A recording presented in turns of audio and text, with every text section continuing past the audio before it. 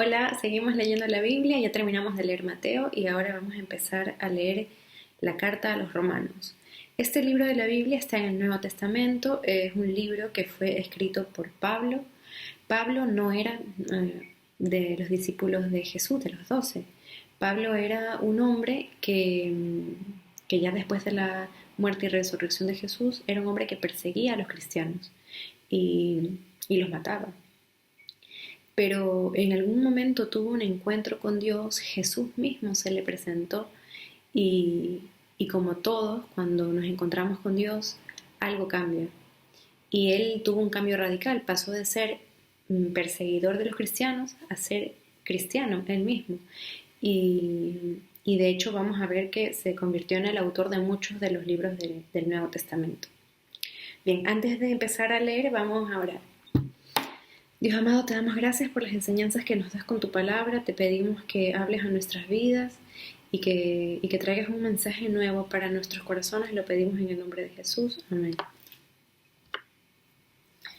Pablo, siervo de Cristo Jesús, llamado a ser apóstol, apartado para anunciar el Evangelio de Dios, que por medio de sus profetas ya había prometido en las Sagradas Escrituras. Este Evangelio habla de su Hijo, que según la naturaleza humana era descendiente de David, pero que según el Espíritu de Santidad fue designado con poder Hijo de Dios por la resurrección. Él es Jesucristo nuestro Señor. Por medio de Él y en honor a su nombre, recibimos el don apostólico para persuadir a todas las naciones que obedezcan a la fe. Entre ellas están incluidos también ustedes, a quienes Jesucristo ha llamado. Les escribo a todos ustedes, los amados de Dios que están en Roma, que han sido llamados a ser santos. Que Dios nuestro Padre y el Señor Jesucristo les concedan gracia y paz. En primer lugar, por medio de Jesucristo doy gracias a mi Dios por todos ustedes, pues en el mundo entero se habla bien de su fe. Dios, a quien sirvo de corazón predicando el Evangelio de su Hijo, me es testigo de que los recuerdo a ustedes sin cesar. Siempre pido en mis oraciones que si es la voluntad de Dios, por fin se me abra ahora el camino para ir a visitarlos. Tengo muchos deseos de verlos, para impartirles algún don espiritual que los fortalezca. Mejor dicho, para que unos a otros nos animemos con la fe que compartimos. Quiero que sepan, hermanos, que aunque hasta ahora no he podido visitarlos, muchas veces me he propuesto hacerlo, para recoger algún fruto entre ustedes, tal como lo he recogido entre las otras naciones. Estoy en deuda con todos, sean cultos o incultos, instruidos o ignorantes. De allí mi gran anhelo de predicarles el Evangelio también a ustedes que están en Roma. A la verdad, no me avergüenzo del Evangelio, pues es poder de Dios para la salvación de todos los que creen, de los judíos primeramente, pero también de los gentiles. De hecho, en el Evangelio se revela la justicia que proviene de Dios, la cual es por fe de principio a fin, tal como está escrito. El justo vivirá por la fe. Ciertamente la ira de Dios viene revelándose desde el cielo contra toda impiedad e injusticia de los seres humanos, que con su maldad obstruyen la verdad. Me explico. Lo que se puede conocer acerca de Dios es evidente para ellos, pues Él mismo se lo ha revelado. Porque desde la creación del mundo las cualidades invisibles de Dios, es decir, su eterno poder y su naturaleza divina, se perciben claramente a través de lo que Él creó, de modo que nadie tiene excusa. A pesar de haber conocido a Dios, no lo glorificaron como a Dios ni le dieron gracias, sino que se extraviaron en sus inútiles razonamientos y se les oscureció su insensato corazón. Aunque afirmaban ser sabios, se volvieron necios y cambiaron la gloria del Dios inmortal por imágenes que eran réplicas del hombre mortal, de las aves, de los cuadrúpedos y de los reptiles. Por eso Dios los entregó a los malos deseos de sus corazones, que conducen a la impureza sexual, de modo que degradaron sus cuerpos los unos con los otros, cambiaron la verdad de Dios por la mentira, adorando y sirviendo a los seres creados antes que al Creador, quien es bendito por siempre. Amén. Por tanto, Dios los entregó a pasiones vergonzosas. En efecto, las mujeres cambiaron las relaciones naturales por las que van contra la naturaleza. Asimismo, los hombres dejaron las relaciones naturales con las mujeres y se encendieron en pasiones lujuriosas los unos con los otros. Hombres con hombres cometieron actos indecentes y en sí mismos recibieron el castigo que merecía su perversión. Además, como estimaron que no valía la pena tomar en cuenta el conocimiento de Dios, Él a su vez los entregó a la depravación mental, para que hicieran lo que no debían hacer. Se han llenado de toda clase de maldad, perversidad, avaricia y depravación.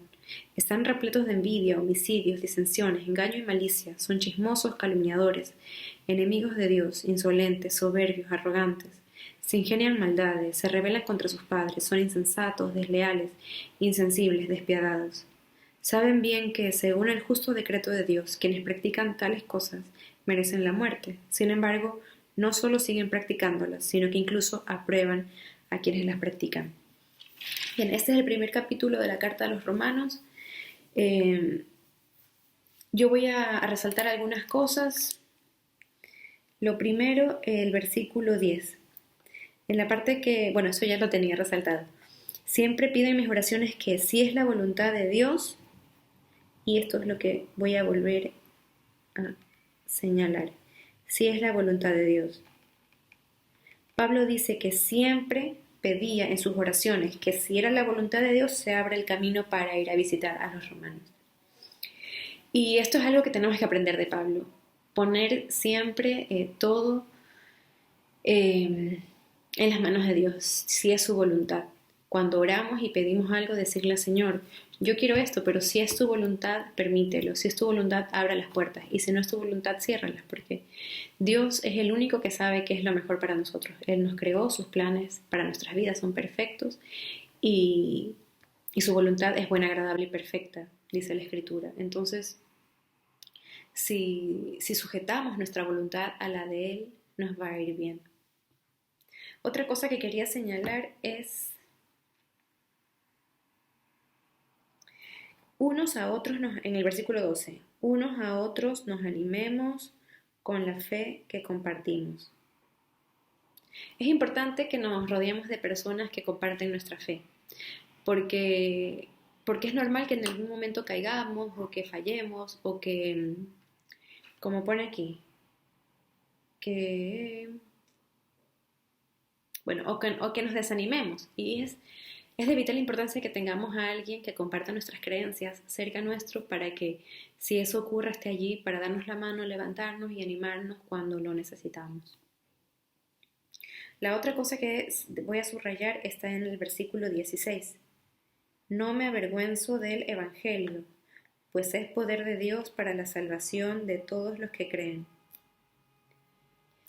En algún momento de mi vida llegué a avergonzarme del Evangelio, porque, no sé, porque no era algo que se considerase popular en algún momento o era visto como algo ridículo o no lo sé, pero me daba vergüenza decir que iba a la iglesia o que era cristiana.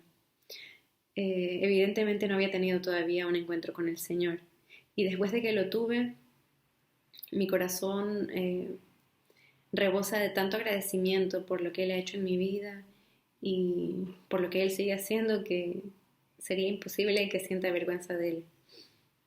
¿Sí? No me avergüenzo del Evangelio porque es poder de Dios para la salvación de todos los que creen. Por acá también voy a subrayar en el versículo 20. Desde la creación del mundo, las cualidades invisibles de Dios, es decir, su eterno poder y su naturaleza divina, se perciben claramente a través de lo que Él creó, de modo que nadie tiene excusa. Nadie tiene excusa para no creer en Dios.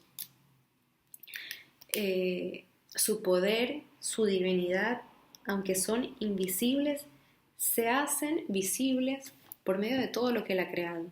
Entonces no tenemos excusa, nadie tiene excusa para no creer en Dios. Y en la segunda mitad del capítulo habla sobre la ira de Dios contra la humanidad.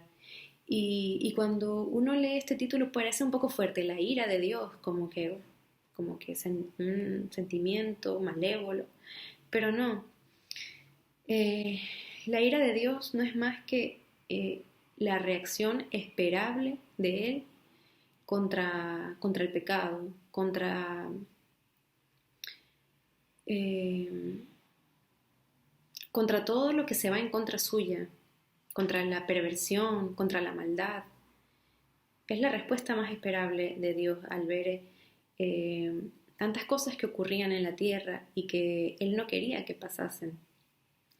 Él nos creó para llevar una vida santa, agradable ante Él, pero Él al darnos nuestro libre albedrío, eh, de repente las personas empezamos a tomar caminos que Él no quiere que tomemos, que Él no esperaba que tomásemos y empezamos a sumergirnos en un mundo de perdición.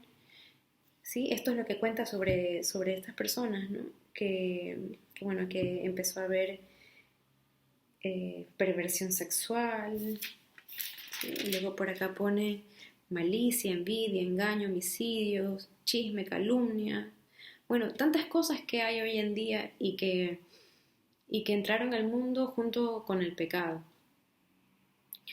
Y que sabemos que Dios en su majestuosidad, en su santidad, siente aversión por estas cosas. Y también es por eso que nosotros no tenemos que practicarlas. Bueno, hasta aquí llegamos hoy. Mañana seguimos con más del libro de los Romanos. Hasta luego.